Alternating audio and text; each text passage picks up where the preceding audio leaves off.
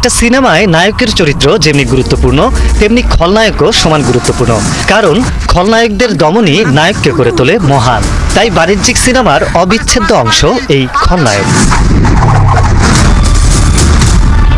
দেশের সিনেমায় প্রায়শই খলনায়কের চরিত্রে অভিনয় করতে দেখা যায় ওপার বাংলার অভিনেতাদের। বিষয়টি নিয়ে ক্ষোভ প্রকাশ করলেন চলচ্চিত্র অভিনেতা শিবা। দেশের চলচ্চিত্রে প্রায় 2 যুগ ধরে কাজ করছেন খল অভিনেতা আশরাফুল হক ডন। নেতিবাচক চরিত্রে দীর্ঘ সময় ধরে কাজ করছেন ড্যানি রাজও। নির্মাতাদের ভাবনার অভাবকে দায়ী করলেন তারা। এই প্রজন্মের অভিনেতাদের ভেতর জাহিদ ইসলামকে খলনায়কদের উত্তরসূরি ভাবেন অনেকেই। তবে ইন্ডাস্ট্রিতে প্রায় 1 যুগ পার করলেও নিজেকে মেলে ধরার সুযোগ পাননি এই অভিনেতা। সিনেমার সাফল্যের পেছনে গুরুত্বপূর্ণ ভূমিকা রাখে পর্দায় খলনায়কের উপস্থিতি। তরুণ অভিনেতাদের সুযোগ দেওয়ার পাশাপাশি প্রয়োজনে দিতে হবে প্রশিক্ষণ। তবে এই সংকট কাটবে বলে বিশ্বাস চলচ্চিত্র সংশ্লিষ্টের।